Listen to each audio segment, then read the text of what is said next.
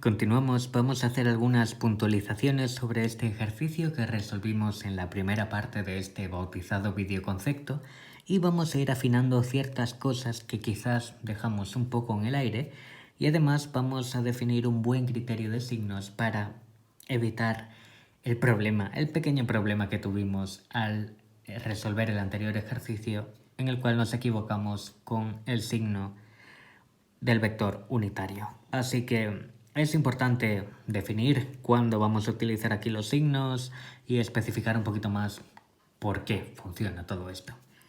Sin embargo, antes de esto, hay que aclarar que la constante de Coulomb, si mal no recuerdo, dije que es una constante experimental, que es aproximadamente 9 por 10 elevado a 9, por eso nos la dan así siempre, pero esto es solo así cuando estamos en el vacío. Cuando nos dicen que tenemos 3 cargas puntuales, como no nos dicen el medio, es decir, dónde están, ya que podrían estar en el vacío, en vino, en cerveza, entendemos por omisión que están en el vacío.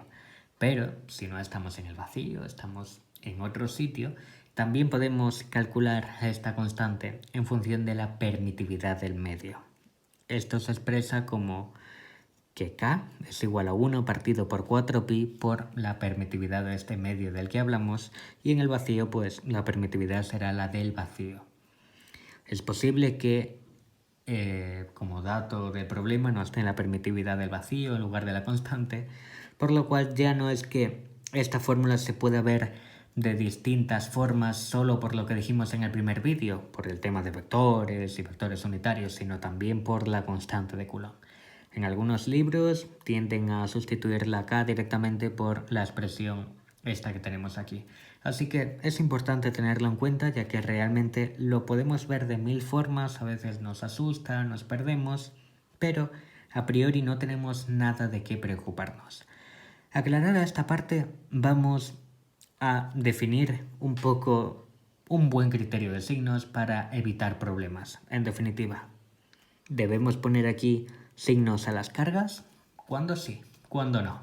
Vamos a ello. Para resolver esta pregunta vamos a copiar parte del ejercicio de antes, control C, control V o comando C y comando V, para repasar o explicar ciertos conceptos de la ley de Coulomb, ya que para afrontar esta asignatura es importante un buen manejo, o mejor dicho, dominar la teoría. Así que os invito a que los manuales de vuestras asignaturas, Tipler o lo que sea, tienen que ir muy masticaditos. Pero vamos a repasar algunos, así que no os preocupéis.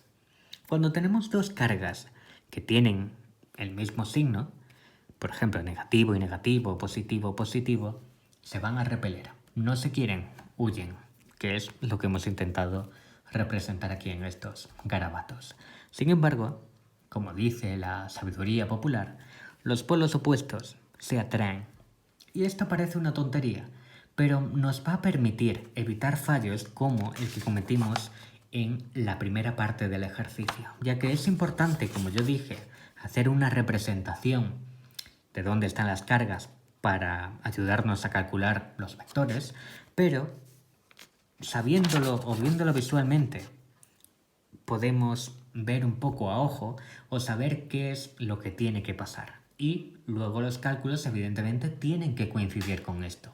O además nos va a permitir tomarnos ciertas licencias a la hora de hacer cálculos, como obviar algunos signos o no, que es donde surge todo este criterio de signos, ya que habrá profesores que lo hagan de una manera, un manual que lo explique de otra, y al final, sobre todo los que estudiamos a distancia y bebemos de tantas fuentes, al final acabamos con un popurrí bastante curioso. Así que vamos a intentar aclarar todo esto. Así que partiendo de la sabiduría popular que nos dice que los polos opuestos se atraen, si aquí teníamos una carga negativa y otra positiva, sabemos que la fuerza que ejerce la carga 2 sobre la carga 1, es decir, esta que vamos a representar aquí, va a apuntar hacia la carga 2, porque la intenta traer hacia nosotros, nos atrae, nos gusta. Así que la fuerza que ejerce la carga 2 sobre la carga 1 va a hacer que ésta intente venir hacia nosotros. Y lo mismo en el lado contrario. La fuerza que ejerce la carga 1 sobre la carga 2 va a hacer o intentar atraerla hacia sí. No olvidemos que estas fuerzas cumplen las leyes de Newton, así que la fuerza que ejercemos por un lado va a ser igual a la que se ejerce por el otro lado, con el mismo módulo y dirección, pero con distinto sentido. Y teniendo esto en mente, vamos a rehacer los cálculos y vamos a ver si tienen sentido o no. Así que, en este caso, vamos a coger esta fórmula y vamos a calcular la fuerza que ejerce la carga 2 sobre la carga 1 con la expresión vectorial y vamos a poner los signos de las cargas. Y ahora veremos por qué funciona y cuándo funciona, cuando no los ponemos. Es decir, qué dos criterios o opciones tenemos para calcular esta fuerza y qué forma tenemos de ver si está correcto o no. Y sobre todo, bueno, la recomendación de cómo yo lo suelo hacer y cómo lo haré de ahora en adelante o intentaré hacer, porque hay veces que según me levante lo hago de una forma u otra en los siguientes ejercicios. Constante de Coulomb, bueno, vamos a sustituir directamente. 9 por 10 elevado a 9 por el valor de la carga 2, que hemos dicho que es 4 por 10 elevado a menos 6 microcoulombios, por, vamos a coger el signo, menos 6 por 10 elevado a menos 6, ahora centramos el folio, partido de R2, el vector posición, bueno, en este caso el del extremo menos el del origen, R1 menos R2, así que va a ser menos 3,0 menos 0,0, como hicimos en la primera parte del vídeo. En este caso voy a ir un poquito más rápido, así que va a ser, como es el módulo, la raíz de menos 3 al cuadrado más 0 al cuadrado, que es igual a 3 al cuadrado, con todo esto al cubo, y aquí arriba multiplicado por lo mismo R2 menos R1, que es menos 3,0. También podríamos haber expresado directamente el vector unitario que sale de la línea que une Q2 con Q1. Así que estamos avanzando hacia la parte negativa de las X, como vimos en la primera parte del vídeo. En este caso pondríamos, si no directamente, un cuadrado, y aquí pondríamos, por ejemplo, menos el vector unitario de X. Es lo mismo de una forma o de otra. Y si hacemos estos cálculos nos dará un valor que corresponde a este vector de aquí. ¿Tiene sentido o no? El vector unitario que estamos cogiendo aquí es el vector que une la carga 2 con la carga 1, es decir, esta flechita. Supongamos, por ejemplo, que las dos cargas hubieran sido positivas, que aquí hubiéramos tenido un 4 por 10 elevado a 6 y un 4 por 10 elevado a 6. Carga positiva y carga positiva. Y estamos calculando la fuerza que ejerce esta sobre esta. Como estamos usando a la hora de calcularlo el vector unitario que apunta de esta a esta, si las dos son positivas, el vector final, que va a ser la fuerza que estamos calculando, va a apuntar hacia la izquierda. Es decir, está huyendo. Pero basta que una de estas cargas sea negativa para invertir su signo. Por lo cual, esta formulita en total nos va a dar este vector que tenemos aquí. Y como aquí tenemos un menos y un menos, al final, esta fuerza va a apuntar hacia la derecha. Y tiene sentido porque la fuerza que está ejerciendo la carga 2 sobre la carga 1 la atrae hacia ella. Y que este es el primer criterio. Aplicar la fórmula tal cual como la aplicamos en la primera parte del vídeo y, siempre que sea vectorial, cogiendo los signos de las cargas. Evidentemente en esta, que estamos calculando el módulo, nos da exactamente igual si apunta hacia la izquierda o hacia la derecha. Simplemente queremos saber el valor, así que en este caso sí que vamos a trabajar con los valores absolutos. Pero a la hora de calcularlo vectorialmente tenemos dos opciones. La primera, utilizar este criterio, o la segunda, que yo no recomiendo porque en mi caso personal me lía, pero es importante conocerlo porque hay gente que lo hace de esta manera. Esta segunda forma de hacerlo lo que hace es coger los valores absolutos de las cargas. Vamos a poner aquí abajo directamente ya la distancia. Sabemos que es igual a 3 al cuadrado. Y básicamente lo que hacemos es adelantarnos un poquito. Sabemos que tenemos que coger el vector unitario que apunta de esta a esta y va hacia la parte negativa de las X. Sin embargo, sabemos que la fuerza final que va a ejercer la carga 2 sobre la carga 1 va a ser de atracción, es decir, tenemos que hacer que venga hacia nosotros, así que el vector va a apuntar hacia la derecha, por lo cual el vector será el vector unitario de X. Y por este camino y por este hemos llegado exactamente a la misma solución. Si lo comprobamos, bueno, se ve, porque menos por menos es igual a más.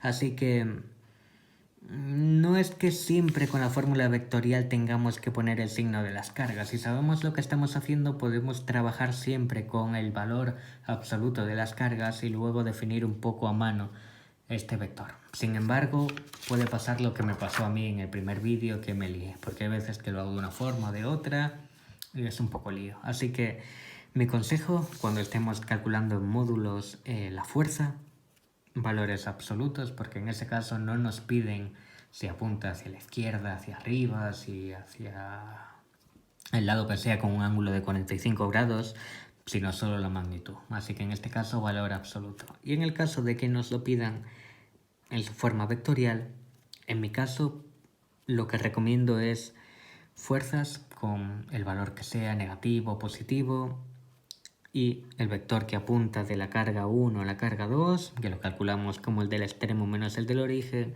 y dejar que la fórmula resuelva el signo.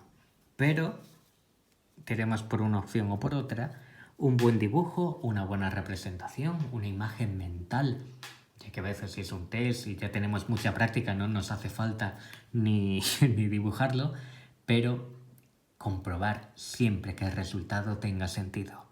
Esta va a ser la clave para afrontar esta asignatura. Habrá veces que nos saldrá una ecuación de segundo grado y esto no va a ser como en matemáticas, que ya hemos terminado. La solución es esta y esta. No. Al igual que en matemáticas también, cuando ya hacemos algunos problemas de optimización o cosas por el estilo, decimos no. Vale, esta ecuación tiene dos soluciones, pero esta no tiene sentido para mi problema, o esta no cuadra. Así que vamos a tener que hacer eso bastante en esta asignatura, nos guste o no.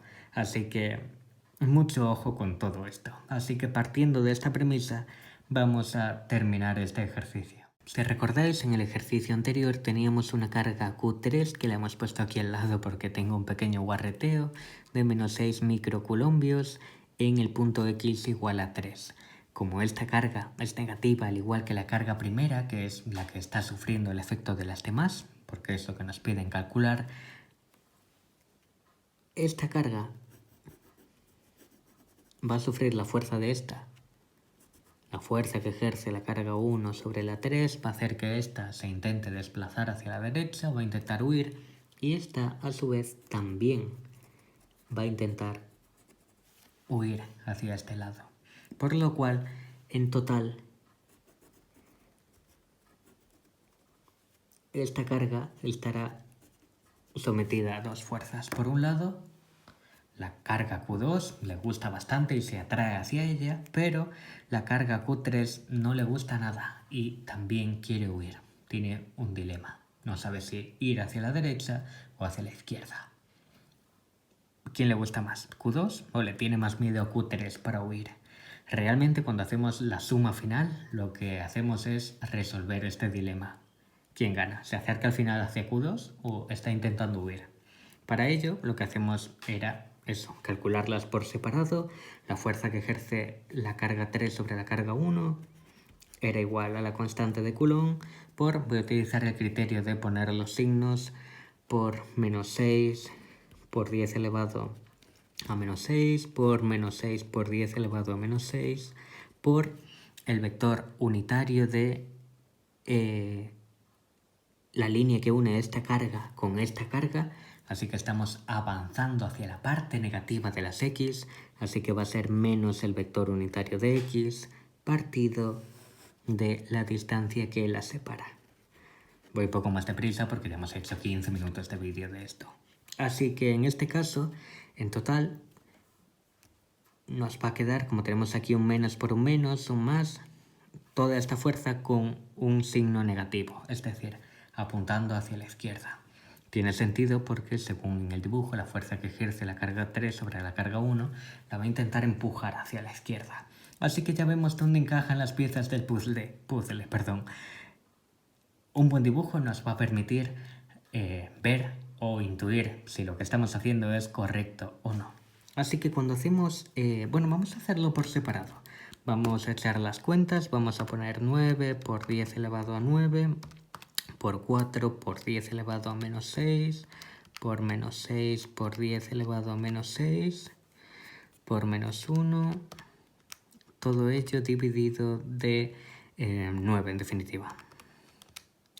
Y nos da que esto es igual a 0,024 que apunta hacia la derecha. Esto es la fuerza que ejerce la carga 2 sobre la carga 1. Y aquí abajo vamos a tener 9 por 10 elevado a 9 por menos 6 por 10 elevado a menos 6 por menos 6 por 10 elevado a menos 6 partido de 36 multiplicado por menos 1. Así que tendremos una fuerza de menos 0,009 newtons, aquí arriba y aquí abajo, que apuntan hacia la izquierda, que si las sumamos a las que teníamos anteriormente, nos va a dar en total una fuerza positiva de 0,05 newtons que apunta hacia la derecha. Es decir, el dilema se resuelve de la siguiente manera. Como tiene cerca esta carga de 4 microcoulombios, al final la carga intenta irse hacia este lado. Si esta carga hubiera sido muy grande, pues este número hubiera sido más negativo y la carga tendería a huir en lugar de acercarse, pero tras hacer la suma está claro que le gusta más esta carga y se acerca a ella, le puede. Recapitulando, constante de Coulomb en el vacío 9 por 10 elevado a 9, cuando no nos dicen nada suponemos que está en el vacío, pero podríamos estar en cualquier otro medio. Además, también nos lo pueden expresar esta constante en función de la permitividad del medio, 1 partido por 4pi por esta permitividad, que bueno, pues será igual a E sub 0 cuando estamos en el vacío. Cuando nos están pidiendo el módulo nos da igual, no nos piden si está la fuerza apunta hacia la izquierda, hacia la derecha, nos piden la magnitud, el valor. Por ejemplo, el módulo de la fuerza que ejerce la carga 3 sobre la carga 1 sería 0,09. Me da igual el signo, lo que nos piden es el valor de la magnitud. Y cuando nos piden la expresión vectorial sí que tenemos que tener en cuenta hacia dónde apunta, porque evidentemente tenemos que devolver un vector, y mi recomendación es que siempre pongáis el signo de la carga 1, el signo de la carga 2, y no olvidéis que realmente el vector que tenemos aquí, el que hay que poner, es el que apunta desde la carga 1 hacia la carga 2, que se calcula siempre como el del extremo menos el del origen, que en definitiva eso es matemáticas. Si no lo tenéis claro, podemos hacer algún día algún vídeo o quizás lo incluyamos aquí en esta mega lista de reproducción que vamos a intentar hacer. Por lo demás, tener siempre los conceptos claros y para verificar que un ejercicio esté resuelto correctamente, un buen dibujo nos ayuda tanto para calcular los vectores como comprobar si los valores que hemos hallado tienen sentido. Así que vamos a continuar con un ritmo más rápido, que sabéis que me gusta, con más ejercicios. Un saludo.